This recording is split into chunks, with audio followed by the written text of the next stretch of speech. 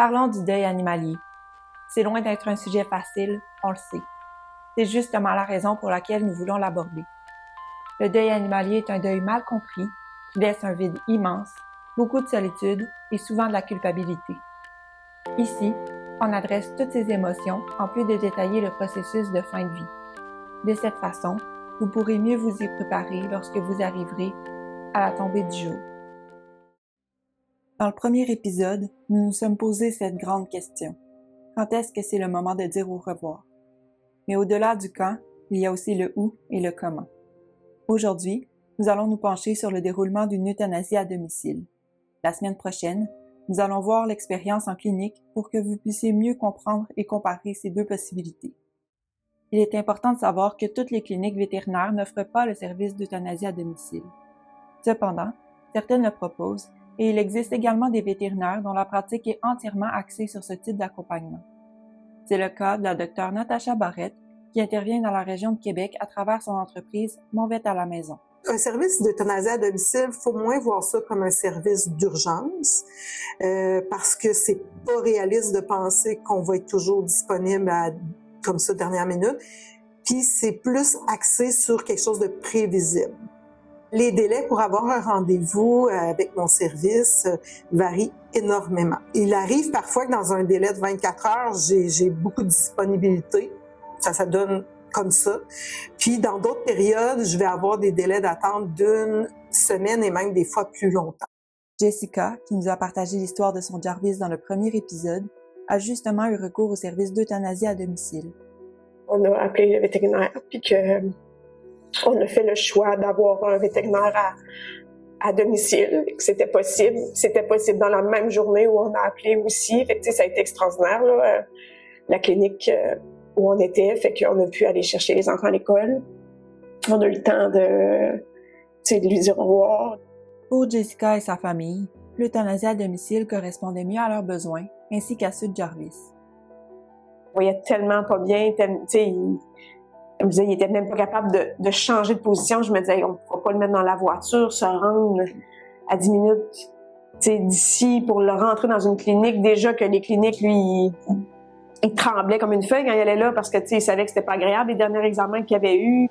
Les gens qui optent pour l'euthanasie à domicile me témoignent souvent d'avoir vécu l'expérience en clinique et d'avoir trouvé excessivement difficile, douloureux et un mauvais souvenir que l'étape de mettre dans la cage, si c'est un chat, ou d'amener, bref, le chien à l'auto, d'avoir dû l'aider à monter parce qu'il était plus capable, il était trop vieux, puis là, d'avoir eu tout ce kilométrage à faire pour se rendre à la clinique. La salle d'attente, évidemment, que bon, quand on arrive, il y a des gens, hein, c'est rare qu'elle est vide, on pleure déjà, on est mal à l'aise. Fait que ce bout-là, il y a beaucoup de gens qui sont contents de ne pas le revivre pour l'euthanasie à domicile. On est ici, ils nous ont laissés tout seuls, puis ils nous ont dit quand vous allez être prêts, il n'y avait pas de pression, Jarvis, on ne l'a pas bougé, il est resté dans son environnement, dans ses choses, fait que ça a été vraiment merveilleux, là. On veut pas être pressé. C'est un moment important dans la vie de ces gens-là. Ils vont s'en rappeler pour toujours. Puis le but d'une euthanasie à domicile, c'est de vivre ça là, le plus sereinement possible. Le coût représente souvent le principal désavantage de l'euthanasie à domicile, car ce service inclut un accompagnement plus complet et personnalisé. Pour mieux comprendre comment se déroule une euthanasie à domicile, nous avons invité Natacha à nous partager comment cela se passe lorsqu'elle arrive chez les familles. Prends le temps aussi de jaser un peu, mettre un climat un peu plus calme, parce que souvent, lorsque je cogne à la porte ou qu'il sonne, ben là, les gens, il y a une petite poussée d'anxiété là, qui se produit, tout à fait normal.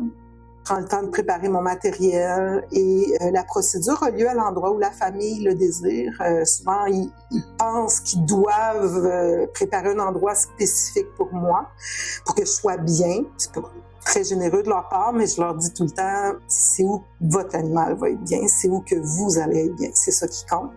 On me demande parfois d'euthanasier un animal en dehors du domicile. J'accepte en autant que ce soit un terrain privé et que le voisinage n'ait pas un accès à ce qui se passe. Très souvent, ce qu'ils vont faire, c'est qu'on va s'installer à un endroit de la cour où c'est plus caché. Des fois, on a mis des genres de paravents. Donc, c'est sûr que si les gens veulent que ça soit dans leur cour dehors, ça me fait plaisir. J'adore ça parce que je me dis, si c'est des chiens qui vont dehors, évidemment, ils sont heureux d'être dehors. J'essaie de respecter les besoins de la famille. Besoin de garder le souvenir à un endroit qui va leur faire du bien puis qu'ils savent que leur animal est bien à cet endroit-là. Qu'en est-il des autres animaux de la maison?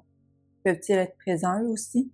Ils font partie de la famille de l'animal qui va nous quitter. Donc, ils ont le droit, eux autres aussi, d'être présents. Ils ont le droit de se recueillir à leur façon. Il ne faut pas avoir des attentes trop élevées. Une fois que la procédure d'euthanasie est effectuée, moi, je laisse les gens se recueillir. C'est sûr que le temps de recueillement varie beaucoup. Des fois, il y a des personnes qui veulent que ça se passe très, très rapidement. Une fois que l'animal est décédé, ils supportent pas la vue de leur animal comme ça. Tandis que d'autres ont besoin vraiment de cette période-là pour transitionner là, dans leur deuil. Ils vont aller jusqu'à les bercer, les brosser, leur parler. Je leur laisse tout l'espace dont ils ont besoin. Puis quand on me fait signe, là, je place la dépouille dans la housse.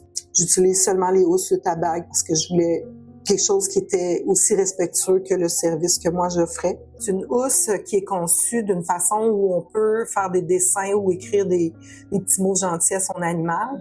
Certaines familles vont préférer l'avoir d'avance pour vraiment faire un rituel. Moi, j'encourage les gens à faire ça. Ceci dit, s'ils n'ont pas de housse de tabac, je vais arriver avec une housse. C'est juste que le laps de temps pour la décorer va être plus court. Cette housse-là, si jamais les gens veulent s'en procurer une d'avance, c'est en vente dans les cliniques vétérinaires. Appelez avant de vous déplacer juste pour vous en assurer qu'ils en ont vraiment en vente. Et sinon, la compagnie Mondou en vend maintenant à l'unité. Sachez que de plus en plus de cliniques vétérinaires utilisent aussi la housse tabac. C'est une petite housse qui est très respectueuse au lieu d'un sac de plastique, puis un sac à poubelle. Là. Malheureusement, c'est ça qui était utilisé à l'époque. On laisse toujours la housse disponible aussi aux gens avant même de procéder avec des crayons. Pour que les gens puissent écrire un message d'amour, quoi que ce soit, sur la petite housse. On vous invite à être au rendez-vous la semaine prochaine pour découvrir comment les cliniques vétérinaires tentent de rendre l'expérience de l'euthanasie en clinique aussi douce que possible.